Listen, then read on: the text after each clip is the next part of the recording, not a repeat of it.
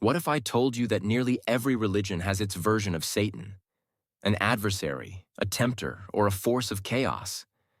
From the courtroom of heaven in ancient texts to the cosmic struggles between light and dark, Satan's role has fascinated, terrified, and shaped humanity's understanding of good and evil. Today, we're unraveling the mystery of Satan's origin and role across different religions, from the deserts of ancient Mesopotamia to the philosophies of the East. Satan in Judaism. Our journey begins with Judaism, where the idea of Satan first takes shape. But here's the twist. Satan wasn't originally an evil rebel. In the Hebrew Bible, Satan means adversary or accuser. He's more like a prosecutor in God's heavenly court, testing human faith. Take the story of Job, for example. Satan doesn't act independently. He gets permission from God to challenge Job's loyalty by putting him through immense suffering. Early Judaism didn't see Satan as a villain, but as part of God's divine plan. Over time, Jewish texts like the Book of Enoch began to portray Satan as a leader of fallen angels, hinting at the more familiar devil image we know today. Satan in Christianity. As Christianity emerged, Satan transformed into a full-fledged antagonist. The New Testament paints Satan as a deceiver, tempter, and the ultimate enemy of God. He tempts Jesus in the wilderness, twists Scripture, and prowls the earth like a roaring lion. The serpent in the Garden of Eden? Christians later interpreted that as Satan, although Genesis itself never calls him by that name. By the time we reach the book of Revelation, Satan is the dragon leading a rebellion against heaven, destined to be cast into the lake of fire. Here's an interesting fact. Medieval Christianity expanded on this imagery, giving us the red, horned figure we see in art and pop culture. But this version of Satan isn't just a symbol of evil. It's a warning about the dangers of pride and rebellion. Satan in Islam. In Islam, Satan appears as Iblis, a jinn made of smokeless fire who refused to bow to Adam. His refusal wasn't just about arrogance. It was a philosophical statement. Iblis argued that fire was superior to clay, the material of humans.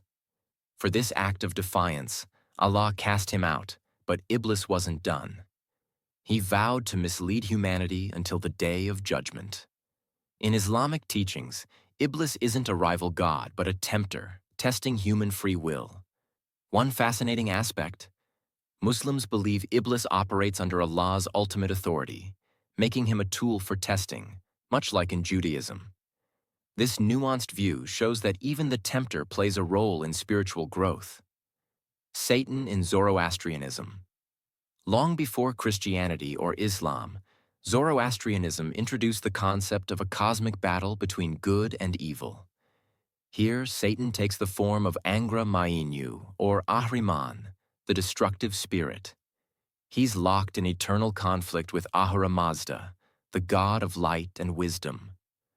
Ahriman isn't a mere tempter. He's the source of chaos, lies, and death. Zoroastrianism's dualism, light versus dark, truth versus falsehood, profoundly influenced later Abrahamic religions. Here's a mind-blowing fact. Ideas like heaven, hell, and a final judgment may have originated from Zoroastrian teachings, making Ahriman an early prototype for the Satan figure we recognize today. Satan in Eastern religions. In Eastern religions, the concept of Satan takes a different form. In Hinduism, there isn't a single devil figure, but demons like Ravana and Mahishasura challenge divine order. These aren't purely evil beings. They're often powerful but flawed, teaching lessons about the consequences of greed and pride. In Buddhism, we meet Mara, a tempter who tries to distract the Buddha from attaining enlightenment.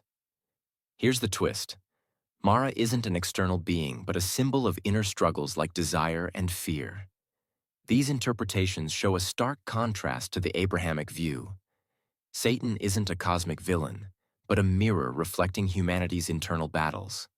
From courtroom accuser to cosmic adversary, Satan's story is as diverse as the religions that shaped it. But what unites them all is the idea of a challenge, a force that tests, tempts, and ultimately drives us to confront our own nature. In our next video, we'll explore how these interpretations of Satan influenced art, culture, and even modern philosophy. Don't miss it, because the story of Satan is far from over.